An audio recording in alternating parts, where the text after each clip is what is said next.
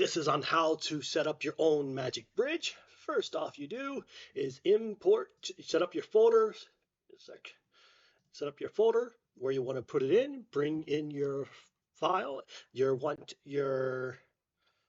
file to your bridge to be in as many pieces as possible to look cool, but not too many, because then you'll have problems with lag. If you have, like, 1,000 pieces, you're gonna lag bad time. You may want to be staying around anywhere from 12 to 30 up to 40, I would say. So that's what you bring in your bridge, import it in.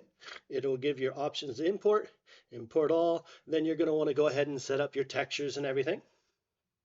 And then you're going to want to also set up your file here. I'm going to go ahead and open my low poly bridge. You're going to set up on each one. You're going to need to set up your textures, and then make sure each of your things have a collision. So each one needs to have a collision. The best way is usually just hit this little thing down here. If this is not here, you'll have to go up here in your windows and make sure it appears, your convex thing there. So that'll make your small. You want to set it pretty small. You don't want to have too high settings. You want to make it so it's just close to it, and it doesn't have to be exact for each one of the files, like that. Then you're going to want to go to a bridge file, the bridge setup. So here I have the red poly bridge. I'm going to go ahead and go with the floating floor bridge. I'm going to go ahead and duplicate it, and we're going to make this the low poly bridge. Low poly bridge. Spelled that wrong. Poly bridge. All right. Open it up, and we're going to go to viewport. We're going to delete all the static messes, because we don't need these ones. All the way down. Keep deleting them. There we are. Now we're just left with just the default static mess one. We're going to go ahead and we're going to go low poly bridge. Search for low poly bridge. We're going to search for part 1. There we are. I'll plop that into place. And then we're going to go ahead and duplicate it. And then we'll just go down the line like this. And you will have to, I'll speed this up. It's just duplicate each one. It'll automatically name them according to the thing if you import them into the files. So it shouldn't be a problem. So on 2, I just hit duplicate again, just like that. And you just do this for each one of your parts.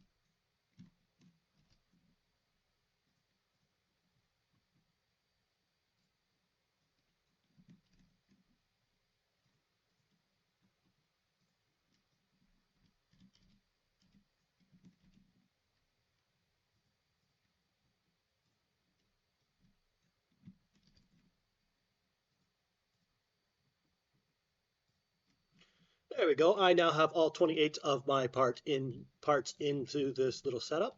Now, after we have all the static meshes imported and set up like that, we now need to come into here and we need to add them to this little section right here. And that's simple as grabbing and dropping all of your things there. I'll show you. I'll just drag some of these over. This is also a little bit of a time-consuming process, but it is not that hard. It's really easy.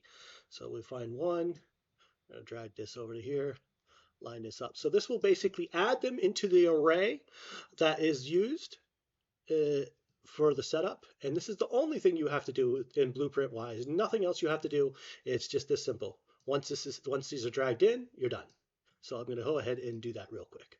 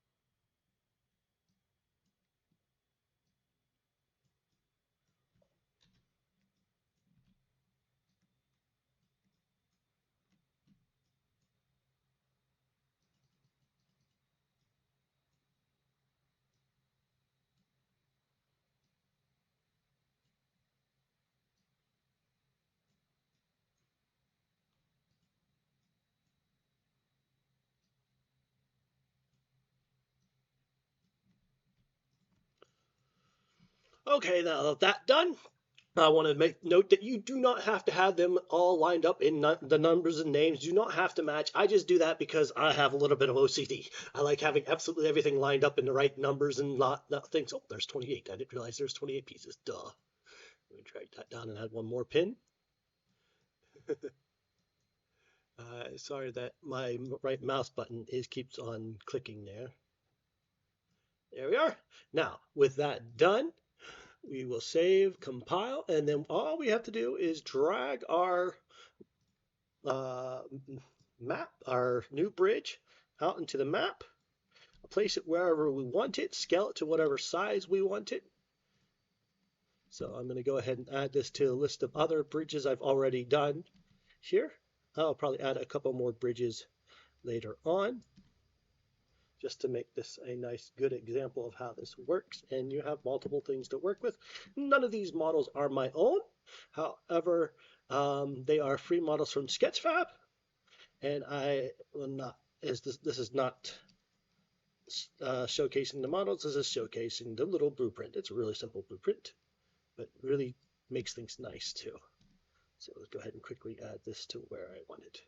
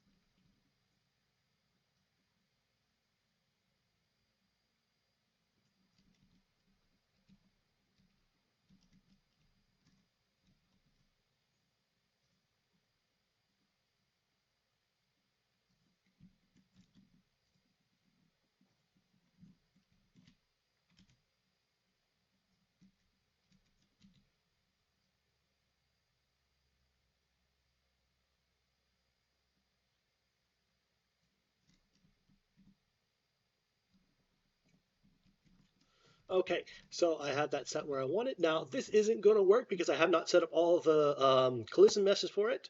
But here, I will go ahead and, so a quick run up to it.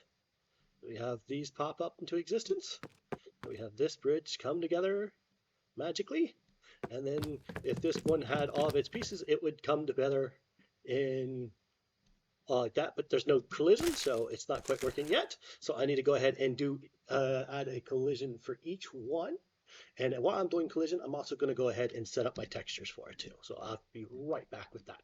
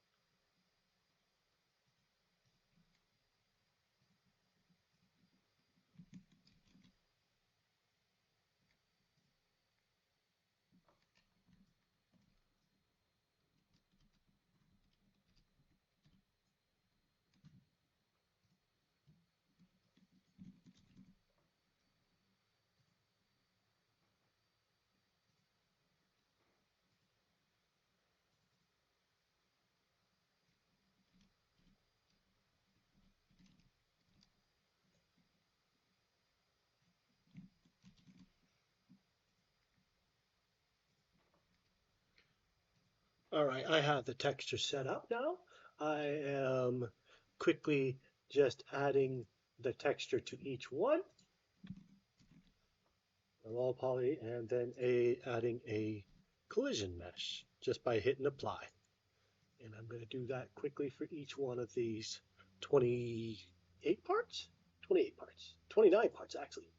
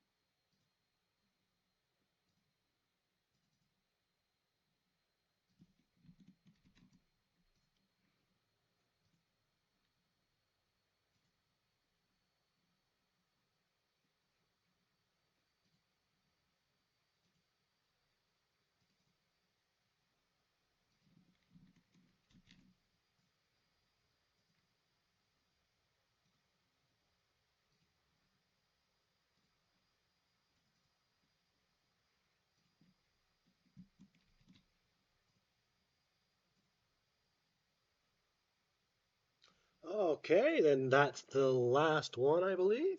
Yep. Now we're just going to go ahead and delete this old Lambert. I don't need that. I have enough of those sitting around. And with that done, all I got to do is come back to the world over here, hit play, spawn in, those fall down, and typically you probably will have so the player doesn't see that, or you can even go into Blueprint and actually have it fall apart at a specific time, whatever you want. So here we are. The bridge builds itself.